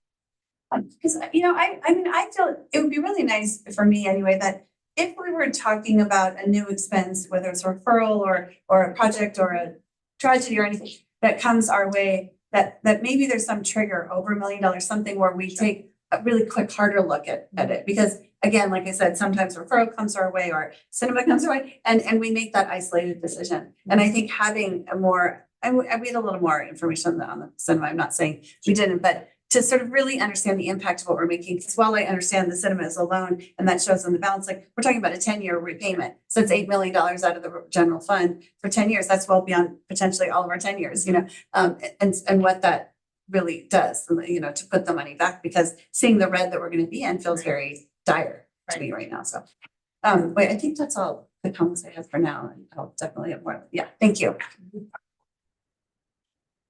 I just have a quick follow-up to what Councilmember Roche was saying. So if you take the cinema as the example, on the books, you would still have that loan as an asset, right? So it's not like you're gonna see that $8 million dip and then these little monthly repayments. It's actually gonna balance out the whole way to almost zeros itself because, okay, that's what I wanted to make sure. Council members, Syra for this. Thank you. Thanks for putting this together. A really big fan of this, like kind of lock myself in a room and just like play with this for a long time and figure out, what's going on. I want to just second the comments some of my colleagues made about wanting to break down a revenue categories, just to understand, where are we getting sales tax from, so what industries, property taxes, maybe some amounts based on property type, just to kind of understand the larger portfolio and maybe that coming before budget and finance, or, just report to the whole council would be helpful. I could use a little bit of help defining variable expenditures and cost allocation again as part of the scenarios. We went over it on a slide. Could you help me understand what that means? Sure. Can you like the variable the one that's there? This one? Oh, the scenarios. Got it. I'll see.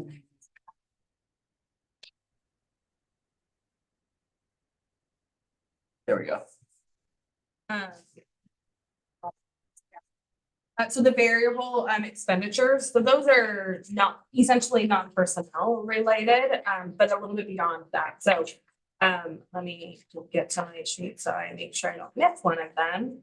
But essentially the variable expenditures are expenditures on which decisions can be made by council, by leaders on whether or not we want to potentially adjust those type of expenses.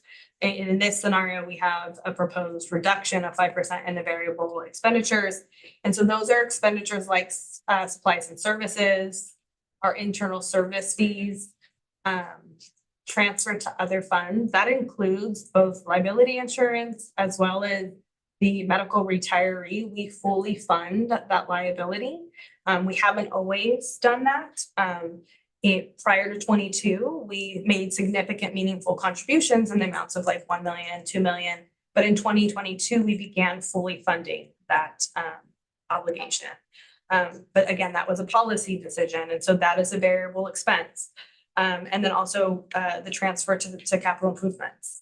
That's a choice if council chooses not to go forward with particular CIPs because it requires a general fund subsidy. That's a policy decision that is a variable expense. Thank you. That's very helpful. And then cost allocation plans.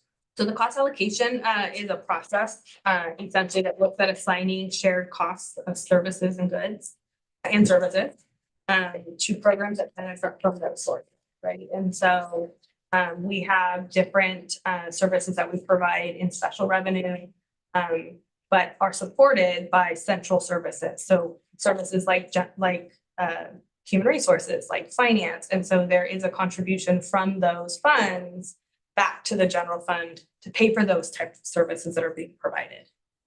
Thank you. And then last question I have here, this is what gave me, I think, the most heartburn looking at this was our historical overtime is 9.5 million, and then the budgeted is 3.5 million. And clicking, the 9.5 one really changes the red quite a bit. And then, we're talking about vacancies too. And so I'm curious, in your opinion, what's the right equilibrium between vacancies and overtime? If we filled some of those vacancies, how much would that draw down our overtime? Are they related? They are related. So we see overtime in really kind of two scenarios, right? We see overtime related to mutual aid. There is typically a reimbursement for those services. It's not a fully $1 reimbursement, but so that is kind of one area where we see overtime. So when there's big wildfires, we provide mutual aid. And so we do see overtime in that particular area. The other area is really overtime as it relates to the number of vacancies, right? So the higher the number of vacancies we have, the higher our overtime typically is. And so there is a correlation to that. We budget at 3.5% with a pretty mild salary savings vacancy of about 3%. We've seen higher vacancy rates over the last several years. So there is a correlation. The one thing, this model does have the toggle. It's not something that you can touch it, it's fine. But it wasn't gonna be part of the exercise, because it isn't, as clear, right? Because if you hit 9.5 million, it's based off of if we're assuming every position is filled in the city of Hayward, we would not see that level of overtime if that was the case. Got it. Thank you. Councilmember Sereno. Thank you. I know you are conservative, so that's normal for your line of work, but I'm glad that you're not a ultra conservative. When we negotiated Chabot College a while back, the person who took her money said in 30 years, we will be $280 million in the hole. So I said, well, thank you for that information. So what I would like to see is how can we as a city council help bring the sales tax revenue to a level higher than the property tax? What can we do to increase car dealerships, to increase more stores like Hobby Lobby, to get rid of the absentee business owners on B Street? How can we help you or the economic development? Or how can we get that sales tax revenue to be large? Because I believe that we can do it. We're right in the middle of the bay. I mean, gosh, people can shop, be flocking to Hayward, which is why I always say shop Hayward first. So any ideas, or maybe this is not the time for. I will do my best to answer. What I will say is that I think we have a really great economic development team. They do extraordinary work to really attract businesses and really work with businesses to not only retain the businesses that we have here, but to bring in new businesses, right? And so just knowing that we have that staff and that kind of dedication to and very innovative in their thought process and how to, again, maintain the businesses that we have, but also attract new businesses. And so as we continue to retain those businesses and we attract new businesses and the types of businesses that we attract, we'll really kind of have a positive impact. All right, so how can we get them to operate with the absentee owners on B Street? And there's a furniture store on A Street that's been closed for 3 years. All right, so how do we get rid of that?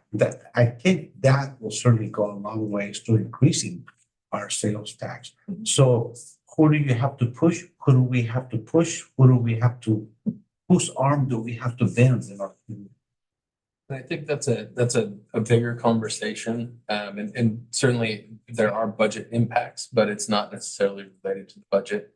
I also don't think there's one sort of magic, lever to pull that will solve all of those things. I think making sure that we are continuing to develop in a way that attracts people, making sure that people who come and visit the city feel welcome, safe, and like they're getting a good variety of different businesses. One of the things which I'm no longer a part of, but I can speak historically, that we do speak about in those quarterly conversations, which our economic development team is a part of, is looking at where we have more businesses in a certain area than would normally be supported by a population similar to the Haywards. And also more importantly, where we have what's called leakage, where we should have, I'm just using this as an example, we should have 4, let's just say toy stores. We only have 2. Seon area has 6. Union City has 7.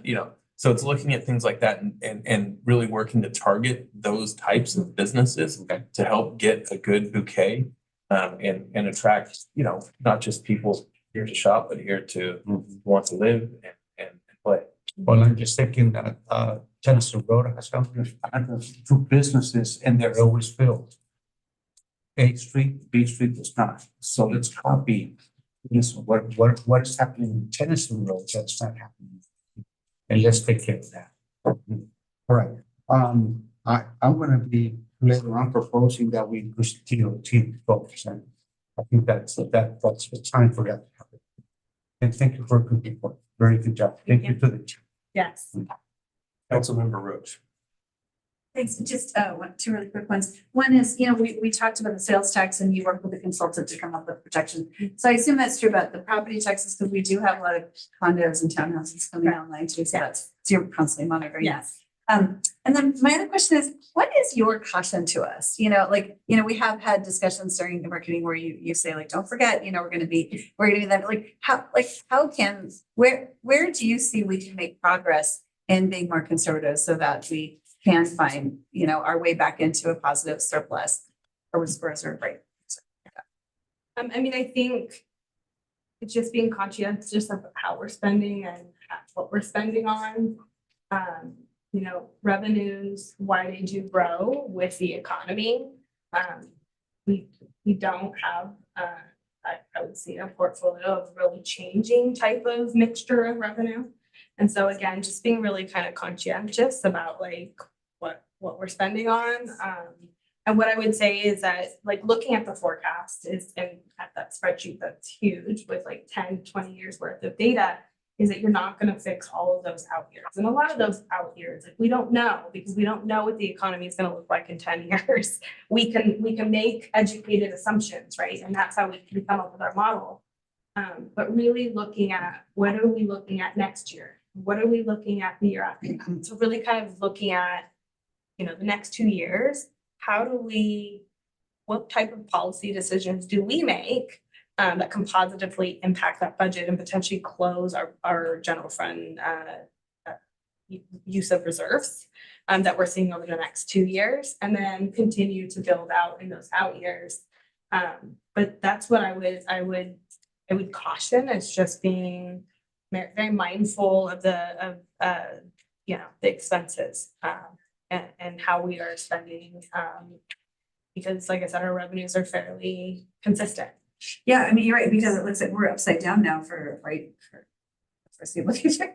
And if that's true, what is your experience with other cities that is this a way to operate, to be upside down like this for such a long period of time? Because, like you said, you caution on some expenses, but I guess I'm asking specifics, where can we tackle this?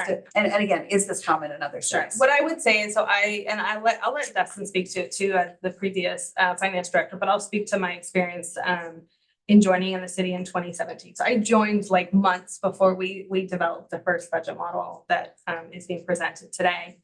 And there was lots of red. And there was lots of conversation about how do we close some of those significant gaps that we're seeing.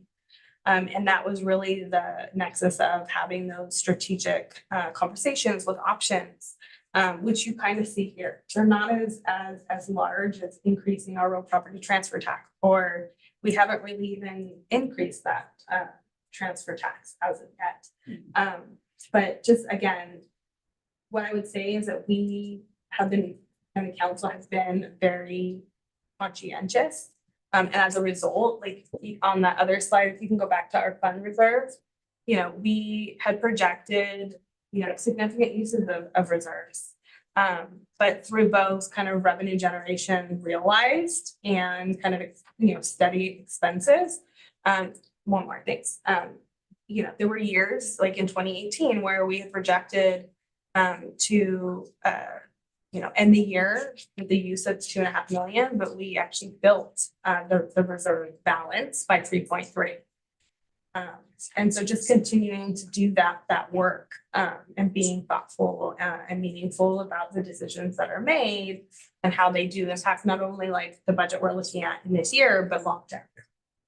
What about, and maybe Dustin, you can also speak to the historical context, but what about, how are other cities doing this, to be years and years upside down like this? So maybe We're not alone. Yeah. We operate in a similar fashion to a lot of similar agencies. I guess what I would say is every agency is unique and we face challenges that others do not. We also have strengths that others don't. So there's a bit of a trade-off. I guess what I want to go back to a little bit and what Nicole has said, I'll put it in a little bit different terms. There is no magic lever. We can't just say, well, let's get more revenue. Increase revenue. We've done a lot in the way, if we could, trust me, we would have done it a long time ago. We've done a lot, and the voters of Hayward have been very supportive of the city. They've approved a lot of tax measures that have helped us to create a scenario that has made the organization much more stable. We've also spent a lot of time working together with our bargaining groups to control costs. We've certainly had times where we've tightened our belt when it comes to supplies and services. And so it's going to be a bouquet of options that it takes for us to, really get to a place where we're not consistently using reserves. We don't have. Or at least projects are.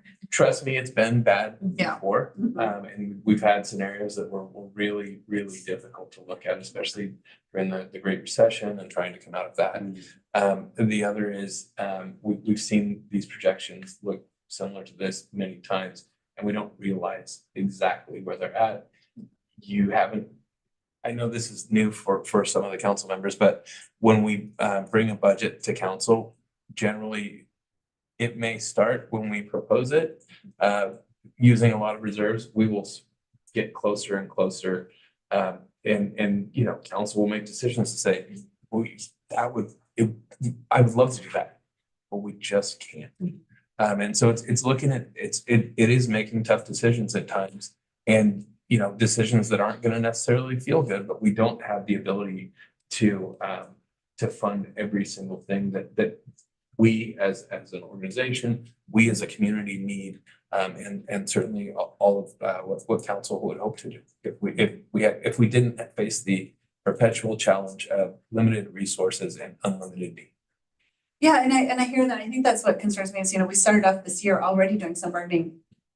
In my opinion, without this really serious discussion about that. And so, to sort of, have been, agreeable to bargaining so far, or what we've done so far, and now having to rein it in feels like a unfairness, imbalance. And so how do we move forward with that? So it's like we're looking through the whole year, instead of, because I feel like what we got so far, which is don't forget there's more coming, but I couldn't even contemplate what that meant because I didn't feel like we were looking at it for the whole year. So maybe again, each time like such a big serious thing that we go back to some, whatever that looks like, some simple overall model to show like where the livers are full and where they aren't, so that we're evening out what we can do for everyone all year long. So anyway, thank you. And one of the things that we've talked about bringing some information to council is taking a look at some of the costs of historic contracts, and what changes have been made and what the new values have looked like to give council a context for what's being asked for, what's being contemplated, to help to think, okay, this is crazy or this isn't crazy, to understand what's realistic and what's not, and what the city can afford and what it can't. Councilmember Sarah.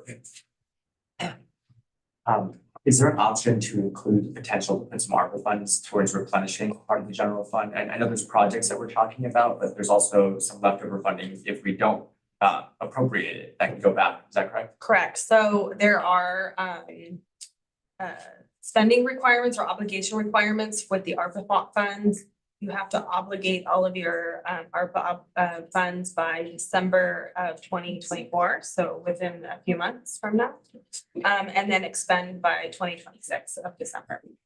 And so if there are projects that we cannot fulfill, there is an option for council to decide if they want to do an additional contribution to the general fund for projected loss revenue. So that is an option that we could do as well. The ARPA funds could also be allocated to support other types of projects that meet some eligible standards. Thank you. And then, as I'm looking at this, really the 2030 marks a major shift, I think, when employees transition towards being PEPRA, where we see more PEPRA employees. Is that correct? Okay. And so, what we're looking at here is kind of a storm that we have to weather together. Is how do we get through basically 10 years of this financial hardship so we can get back to that point. I really want to second a lot of what Councilmember Rhodes shared. I think there are historical assumptions around previous bargaining that I wish I just kind of want to get the bad news straight. I feel like I'm kind of clicking around to discover the bad news, and I want to know how bad it could possibly be or what we're expecting it based on historical trends. We can make those appropriate adjustments, and it does seem like some belt tightening is necessary, as like painful as it is. I just want to start to mentally prepare myself for how much. So are we going to revisit this model, you said, in March, is that correct? Correct, for the mid-year. So during the mid-year process, the model won't be presented to you. What you will see is this, which is a summary. But the model will assume obviously one-time expenses for 24 and how that impacts the projected general fund reserve balance. It also will look at, like I said, some revenue analysis that we'll do. And then if there are ongoing expenses that are approved as part of the mid-year, those will be incorporated as an ongoing expense. Understood. So the coal increases you're factoring in now, do we feel like that represents what they have been historically, or would it be higher? It really is just dependent on the conversations and what is determined and accepted by council during those negotiations. The model again just assumes a 2%, which is very much industry standard. And so it could, go beyond that. It could be, years maybe that there aren't COLAs, but there might be a larger COLA in a different year. So it really just is dependent on the agreed upon contract. I understand for the new contracts, but I mean, specific to Hayward, that would help me with these decisions because if 2% is the industry standard, I'm more interested in what's the Hayward standard for, let's say, maybe the past 15 years of contracts, right? Just so we have a ballpark idea, and then it also helps with our negotiations. We can absolutely provide that. I think that's been referenced that we could do some summary of like the historical contracts and what those look like over the last few years, so that could give you some context moving forward. Okay, great. Councilmember Andrews. I'll be very brief. Just wanted to give a recommendation for council members to watch the last economic development meeting. It will give more context on to what is needed in order to increase sales tax and what our realities are and what our opportunities are. But realities is more important, I feel like, in that conversation. Then also wanted to just ask staff, because I am hearing a lot of questions about bargaining. Just want to ensure that we are getting staff recommendations when we are making these decisions. It's not like we're getting, a menu of items and they're telling us to pick. We're getting recommendations and we're looking at some financial modeling in order to make those recommendations. Correct? Just want to correct. Yeah, I just want to make sure the public hears that, because some of the questions I hear sound very concerning, but we do reference our analysis that's done for future years before we make decisions on increases. That's all. Thank you. Okay, thank you. Any more questions? So next steps. We can do next step slides and then we can do the interactive, or we can kind of pause and our staff can do like I said. And we can walk around and kind of show you some of the levers that you can pull and like what that looks like and how it impacts the projected general fund reserve. Does that sound good? We'll do that. And then we come back to next slides or next steps. We've also spent a lot of time talking tonight about this. If you think that's a little too much for this evening, we can save that for another time. I think there's also definitely an opportunity for whatever. Okay. Yeah. And I also, I made it before the meeting, but I'm happy to meet with you all individually. And we can look at this model that is being presented tonight. Again, I recognize I've shared a lot of information. And so I'm happy to set those times up and we can run those preset scenarios. We can also look at some of the other scenarios that you might have. Yeah, I would rather do that because this, I mean, I know staff has put a lot of work into this, and this is overwhelming for me. I'm just trying to, I did all. Yeah, and so I think if we, I know these are loaded up on computers and we can certainly tinker with this in our offices and stuff.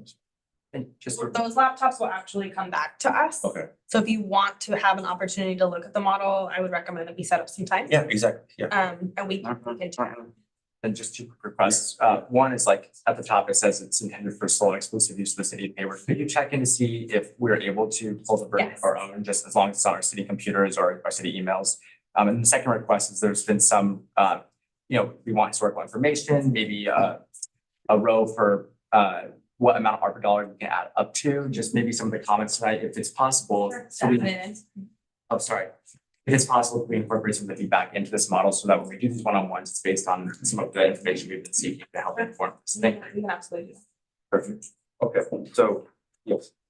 And then I think it would also be good if we could, I get that there's some of these models that we can play with, but basically this is kind of a really rich model to work with, but essentially the output is going to be something like this. This is just all the details behind the spreadsheet. So what I think would be helpful, if it's not asking too much and you can say no, but maybe if you guys ran a couple likely scenarios, right, out of all of these 6 options or whatever, like what do you think is the best considering everything Councilmember Andrew said and you heard tonight with the demographics and the constraints and this, that, and the other, to come back and say, well, here's what the model looks like if we take these 3 actions, and that would be our first recommendation from staff, something like that, just to help guide us a little bit more. So that would be very useful just to also frame our discussions around this in the future. And thank you so much for all of the hard work. But you are the experts.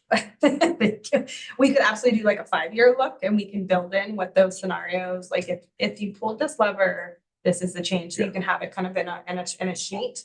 Yeah, and I think as long as we see the trend changing, then the 10 years probably isn't going to be as concerning. I think why it's so concerning for me is because we're just running into the red, right? But if we see that trend line change, then I think that will give us a lot more comfort too. But thank you for this great analysis and for answering all of these questions. We're just so blessed to have you as our finance director. So thank you. Well, I have a really great team and they're all here today. No, I know. So. Thank you for staying tonight. I'm sorry. And before I go to public comment, what I did want to say is, what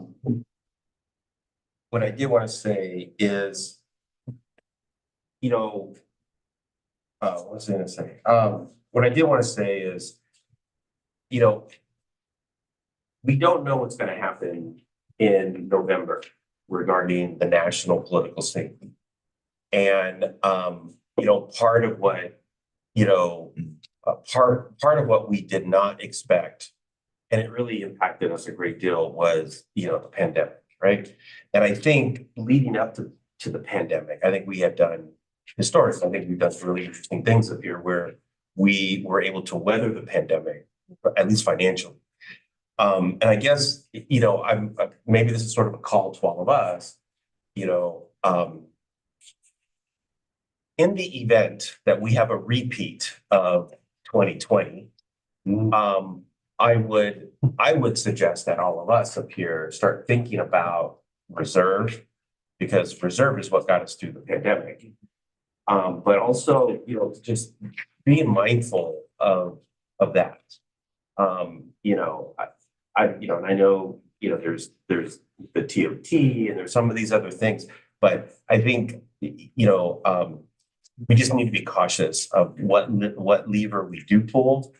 And especially as, because I can only, imagine economic development, Paul's ears right now are probably burning because, every time we talk about pulling one lever to increase something, a tax or something, Paul's gonna go, oh my God, no, what am I gonna tell, the hotel, the motels.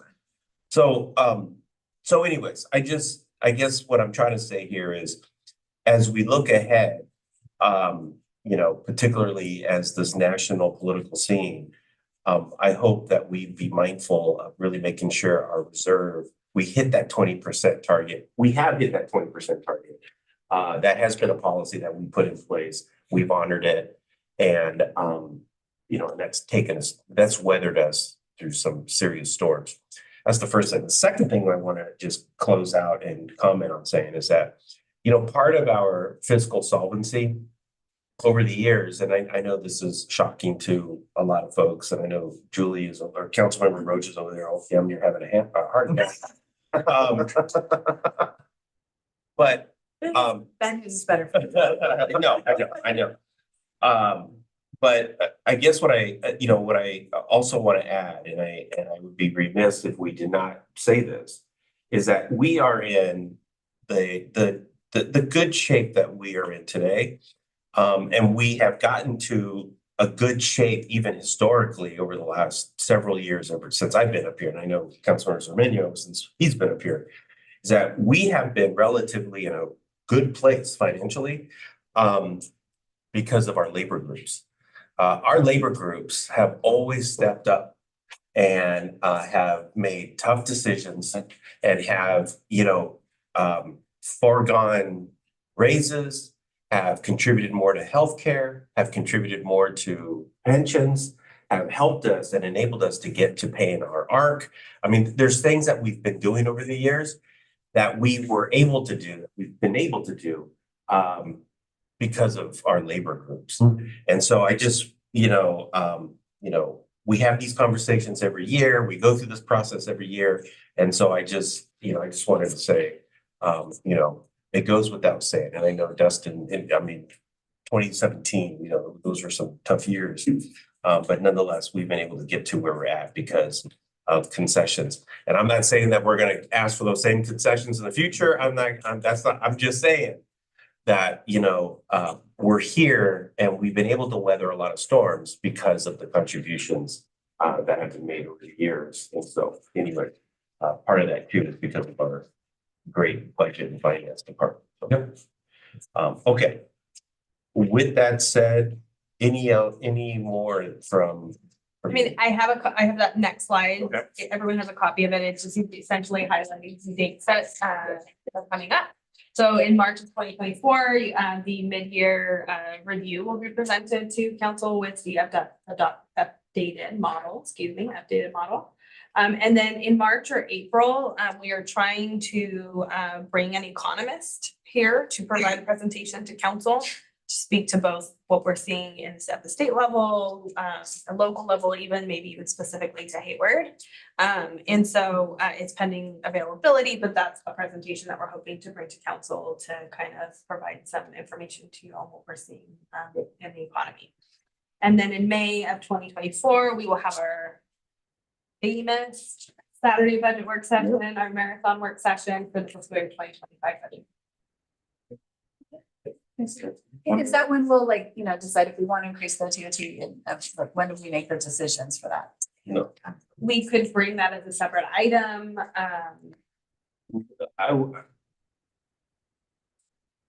I would say not to have that conversation that day. I would say we have that conversation chamber. Mayor, can I just jump in? Yeah. I would also say we should definitely do some outreach to the Chamber of Commerce and others before we bring a recommendation to council on that increase. So I think if the council's interested in exploring that this year, then we can do some outreach before we come to the council with the budget recommendations.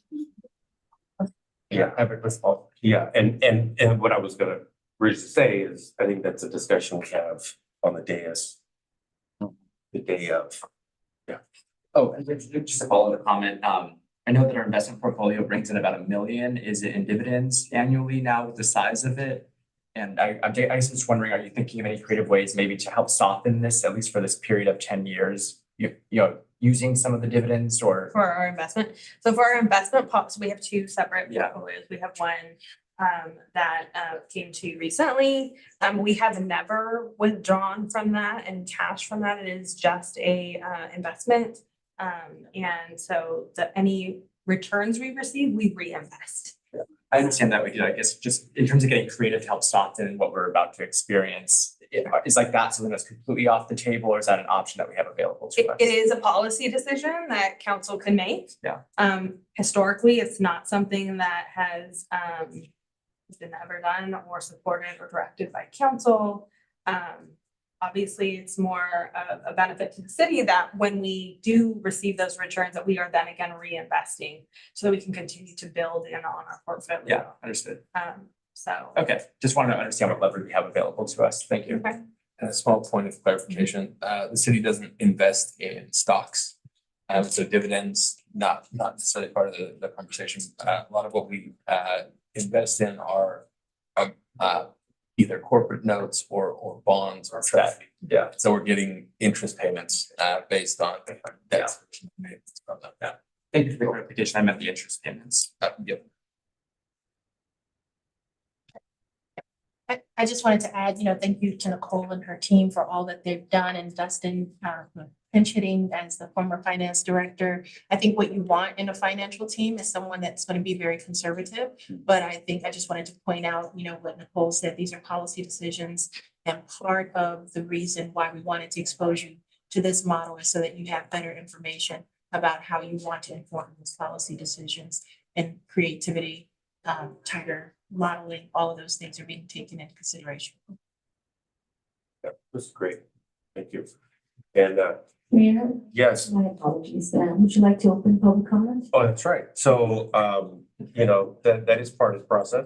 I'd like to open up for public comment. Is there anybody online that would like to make a public comment? I see one hand. I can't read the name, but Susie's iPad. Susie's iPad. Hi, just listening to this, a lot of you seem like you're caught in the headlights here. And I really feel like the decision you guys just made, the emotional reactionary decision you made on the divesting, was just fly by the seat of your pants. You didn't even know you were in this financial situation. And now we have council member Cyrop wanting to rob Peter to pay Paul. I'm shocked. I'm just really shocked to be hearing all of this. And I think you guys owe it to your taxpayers, citizens, and residents of the city of Hayward to really take some time and put some thought into your decisions, and don't just make them emotionally and reactionary. Thank you. Thank you. And then I don't see any more public comment online, and I don't see any public comment here in the room. So I have to close public comment, return to the dais, and I don't see any other further questions. Ms. Gonzalez, thank you very much for all your work. Please thank your team. I appreciate it.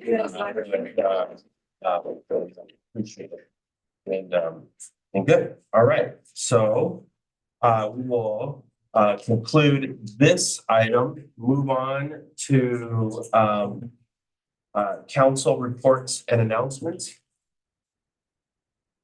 I have one announcement. I wanted to start promoting this early on February 29th at 6 p.m. at Cal State East Bay in the theater. For the first time, Cal State East Bay President Kathy Sandeen, Dr. Sandeen, will be hosting the State of the City address. And so we'll be in the CSU East Bay, Cal State East Bay Theater. And the good news is, besides the State of the City, parking for that moment, for those 2 hours, is going to be free. Now, I would just go to get free parking at Cal State East Bay for 2 hours. That is some premium parking for 2 hours.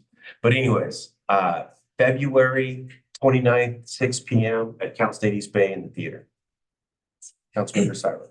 Thank you. I just, this past Saturday, the library staff put on a wonderful Lunar New Year celebration, so I just wanted to acknowledge them. For folks that haven't gone to the library, it's beautiful inside, and there were hundreds of folks in attendance, wonderful performances. So I just wanted to give, special commendations to Director Adelman, Assistant Director Lindsay, and Wendy for organizing that event and bringing the community out and helping celebrate Lunar New Year in our home. Thank you. Okay, and there are no council referrals. So ladies and gentlemen, what did I say, Councilmember Andrews? I said 8:30, but I said 9 o'clock. I said 9 o'clock, so. Yes, and we are going to close, 9 o'clock. Meeting adjourned. And we're going to now move to our second closed session. and then we can proceed. Thank you. Good drive home. Thank you, Nicole. Okay.